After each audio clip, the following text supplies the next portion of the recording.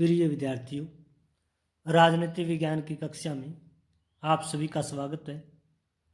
आज के इस वीडियो लेक्चर में हम भारत के एक महान राजनीतिक चिंतक जवाहरलाल नेहरू के विचारों का अध्ययन करेंगे।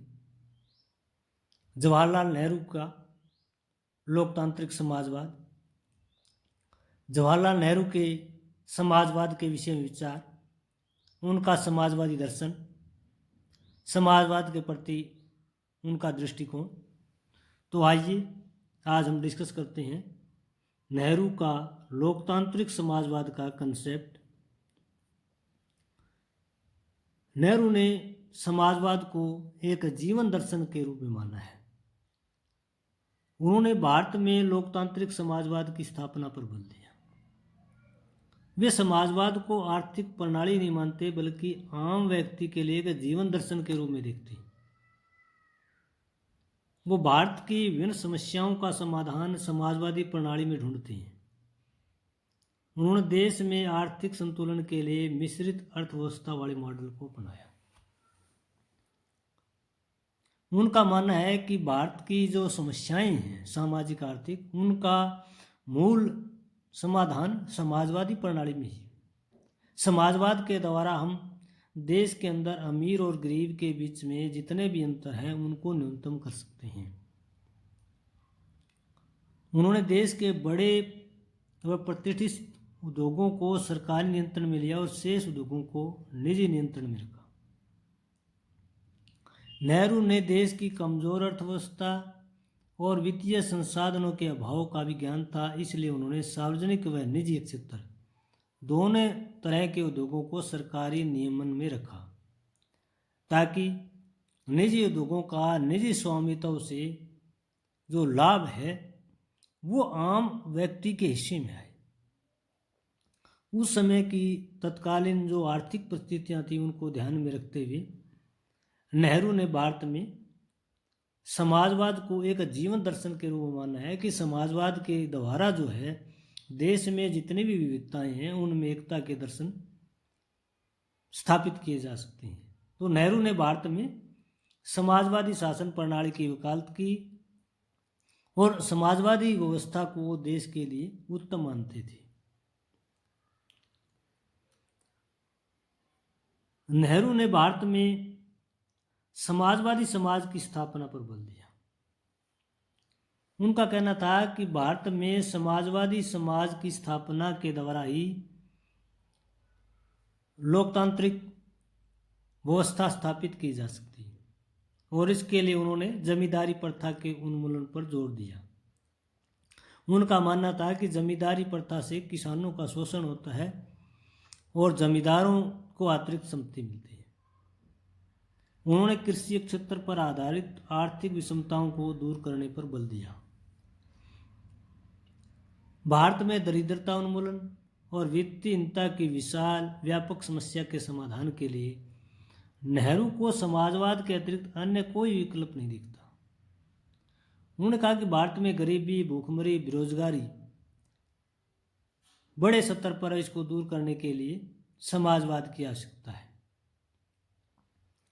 उन्होंने स्वयं कहा कि भारत एक कृषि प्रधान देश है और जब तक कृषि क्षेत्र का विकास नहीं होगा, कृषि क्षेत्र में सुधार नहीं होगा, तब तक देश में समाजवाद नहीं आ सकता, आम व्यक्ति को लाभ का हिस्सा नहीं मिल सकता।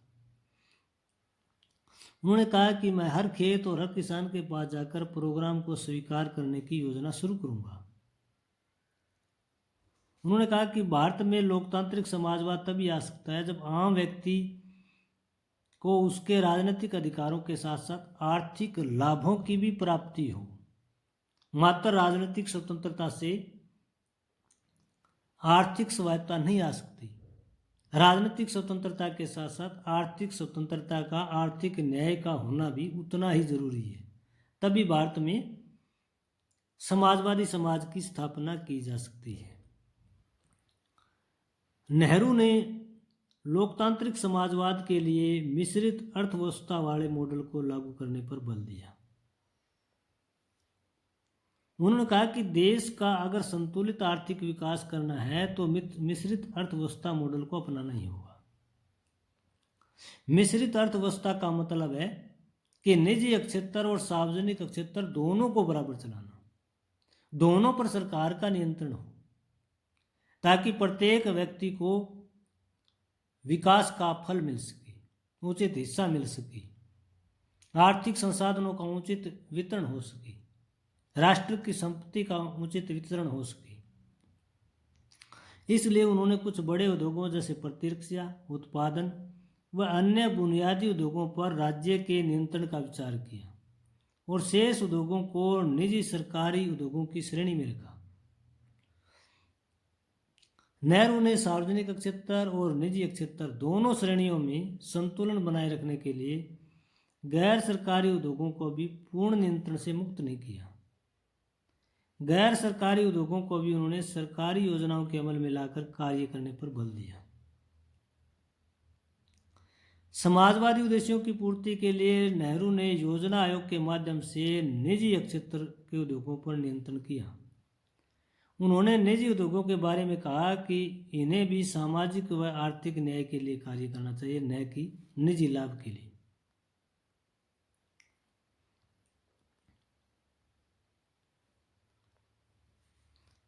नेहरू ने भारत में लोकतांत्रिक समाजवाद के लिए कल्याणकारी राज्य पर बल दिया।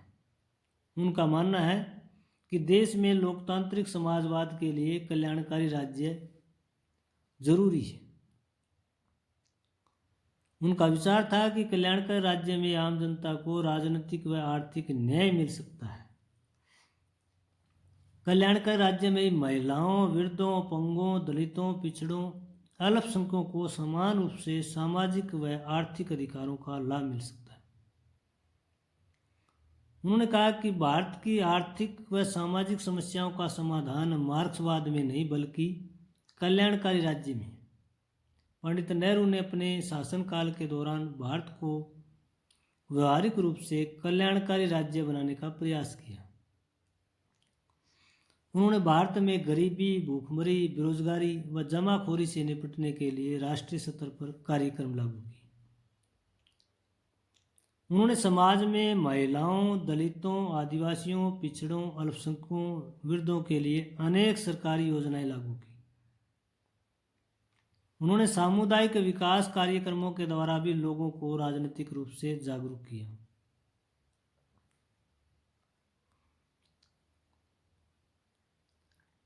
नेहरू ने नियोजित अर्थव्यवस्था का समर्थन किया। नेहरू ने कहा कि लोकतांत्रिक समाजवाद के लिए नियोजित अर्थव्यवस्था जरूरी है। उनका विचार था कि भारत जैसे विशाल विविधताओं वाले देश में आर्थिक संतुलन के लिए नियोजित अर्थव्यवस्था का होना जरूरी है। नियोजित अर्थव्यवस्था का मतलब है ऐसी अर्थव्यवस्था को अपनाना जिससे देश का अधिकतम विकास हो, यानी कि भविष्य की जो अर्थव्यवस्था है उसके लिए पहले से ही रूपरेखा निर्धारित करना। एक प्रकार से रशियन नियोजित अर्थव्यवस्था से प्रभावित होकर के नेहरू ने भी भारत में नियोजित अर्थव्यवस्था का विचार सुझाया। उन्होंने कहा कि पंचवर्षीय योजनाओं के माध्यम से भारत का ढांचागत आर्थिक विकास सुनिश्चित करना होगा। नेहरू ने कहा कि भारत में नियोजित अर्थव्यवस्था के द्वारा प्रत्येक व्यक्ति का अधिकतम कल्याण करना चाहते हैं।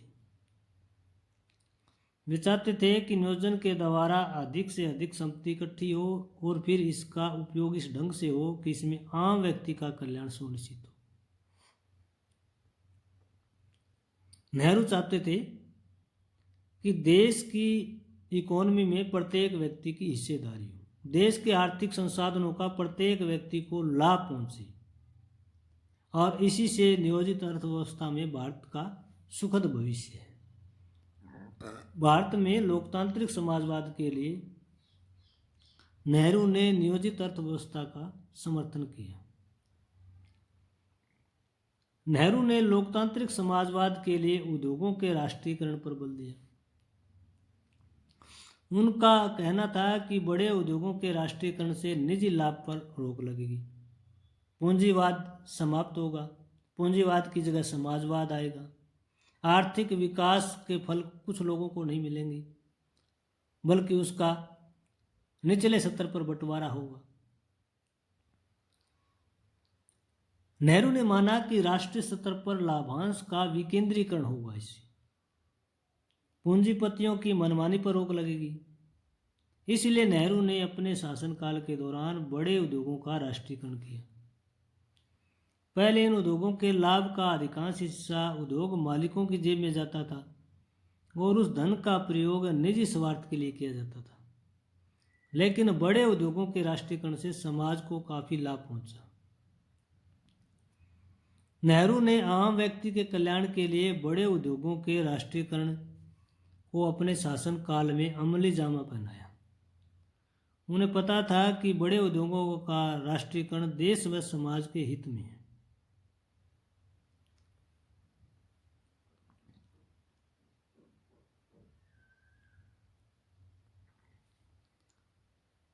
नेहरू ने लोकतांत्रिक समाजवाद के लिए राष्ट्रीय संपत्ति का उचित बंटवारा किया।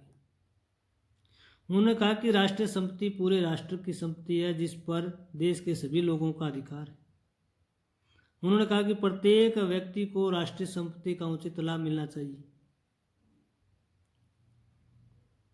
नेहरू ने देश में आर्थिक विकेंद्रीकरण के द्वारा प्रत्येक व्यक्ति के राष्ट्रीय लाभ का हिस्सा पहुंचाने की कोशिश की। वो चाहते थे कि देश में प्रत्येक व्यक्ति को उद्योग धंधे की स्वतंत्रता प्राप्त हो। उनका मानना था कि आर्थिक संतुलन के लिए व्यवसाय की स्वतंत्रता एवं अवसर की समानता का होना जरूरी है। व्यवसाय की स्वतंत्रता से ही देश में आर्थिक प्रतिस्पर्धा होगी और आर्थिक प्रतिस्पर्धा से देश की कुल उत्पादन में वृद्धि होगी।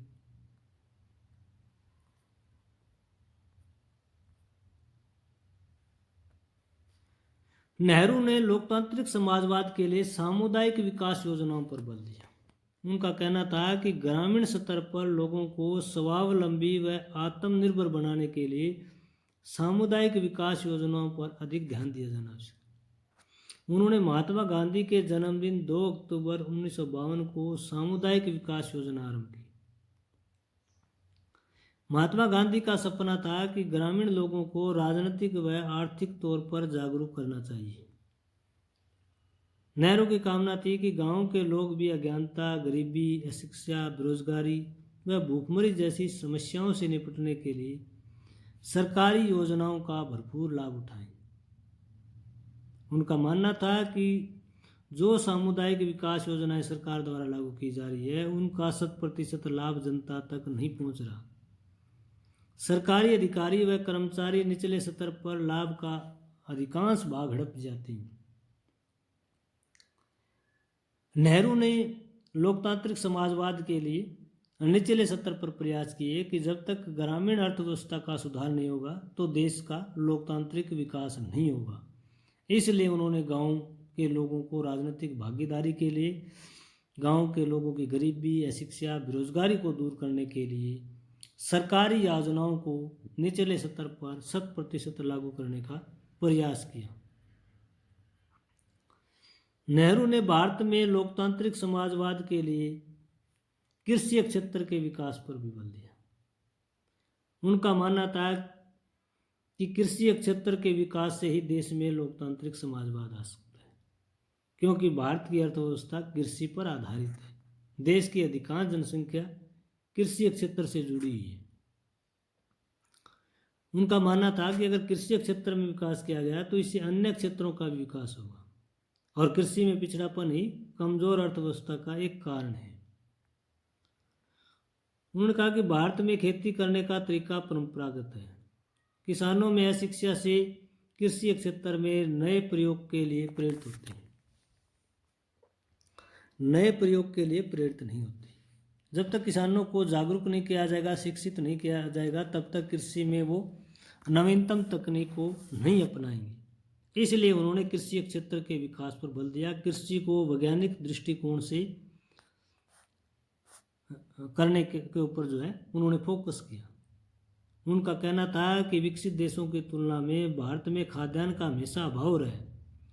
खाद्यान्न की पूर्ति के लिए हमें विदेशों पर रहना पड़ता है और विदेशी मुद्रा का अधिकांश भाग उसी में व्यय हो जाता है। वे चाहते थे कि भारत में किसान शिक्षित व जागरूक हो, जिससे प्रति एकड़ पैदावार ज़्यादा होगी और उससे जो है देश की अर्थव्यवस्था मजबूत होगी, खाद्यान्न पर भारत की निर्भरता घटेगी। नेहरू ने धर्मनिरपेक्षता का भी समर्थन किया। वो भारत को एक धर्मनिरपेक्ष राज्य के रूप में देखना चाहते थे। उनका मानना था कि लोकतांत्रिक समाजवाद के लिए धर्मनिरपेक्ष समाज का होना बहुत जरूरी है।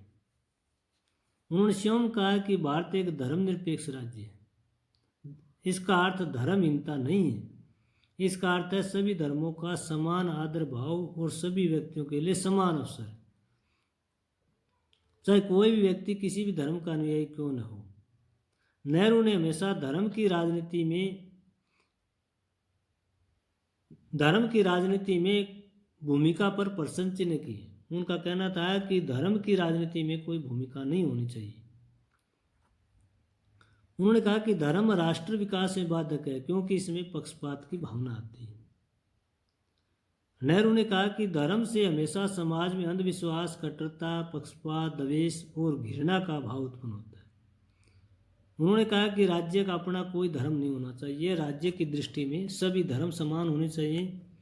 धर्म के आधार पर राज्य किसी विशेष धर्म के लोगों को आरक्षण न करे।